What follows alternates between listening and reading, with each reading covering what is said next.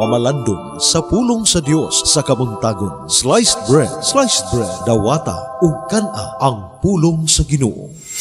Maayong buntag kanyang tanan, karon adlaw Sabado sa ikaduhang semana sa Kwaresma, og ang atong mga basahon ilabi na ang Ebanghelyo kinutlo gikan kang San Lucas ulohan 15 mga tudling 1 ngadto sa 3 dayon 11 ngadto sa 32. Usa kini sa mga maanindot kay nga sambingay diha sa Ebanghelyo, kay kini nagahisgot sa sambingay sa anak nga masinupakon. Apan kung ato gayong tan-awon og pamalandungan, mahimo usab natong ikasaysay ang dakong gugma o kaluoy sa Dios, dili tumong sa mga anak nga masinupakon, apan diha sa pag-ila sa Dios nga mao ang prodigal father. Kaysa walay pag-usab sa iyang kaugalingon, wala siya'y pagkuno-kuno, walay paghawid sa iyang pasaylo ug kaluoy, iya kining gihatag ngadto sa tanan.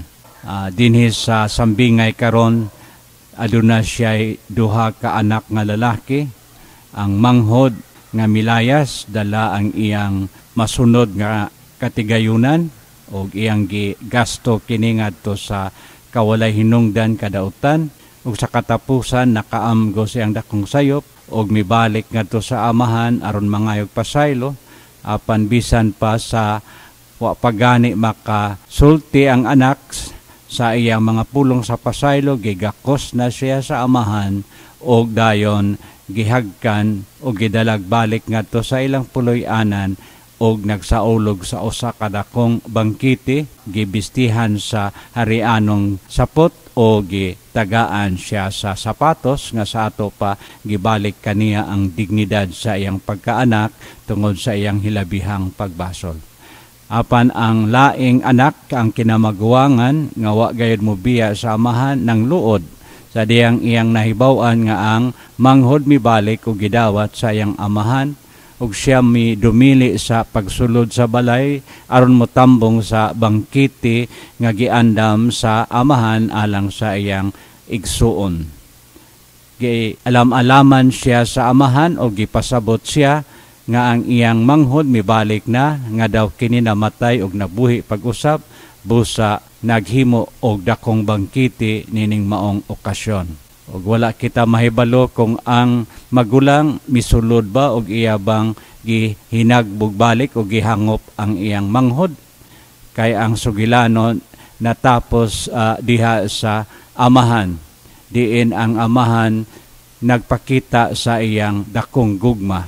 Kung diha sa tawhanong sukdanan, makaingon kita usa ka mausikong gugma tungod kay kini nagahatag sa iyang kaluoy ug pasaylo sa walay pag-ihap o pagtan-aw sa unsa man nga kondisyon o unsa man nga mga requirements, unsa man nga mga penalty nga ihatag aron nga mapahigayon ang pagpasaylo. Busa kining maong sambingay dako kayog kahulugan kanato, kay walay sibisan kinsa kanato nga buutan, anak nga manghod, anak nga magulang. Makaingon kitang tanan adunay kakulangan o adunay mga kasaypanan. Ang manghod nagbasol, mao kana ang yawi sa iyang pag-ila pag-usap sa dakong kaluoy o gugma sa amahan. Ang magulang nagmagahi sa iyang kaugalingon nga dili siya makadawat sa manghod. Apan ang yawi unta sa iyang pagpakita sa pakigsuod sa amahan, ana unta pod sa pagdawat sa iyang manghod nga karon nahibalik na nga nagbasol sa iyang mga sala. Kinsa kita? Kita ba ang manghod? Kita ba ang magulang? Ang importante dili kita, kung dili unta maila nato ang amahan nga walay kinutuban ang iyang kaluoy o gugma. Siya ang amahan sa kaluoy o gugma, di natong gisaulog ang Jubilee Year of Mercy karon nga gideklara sa Santo Papa, o way kinutuban ang iyang pagpasaylo kanato.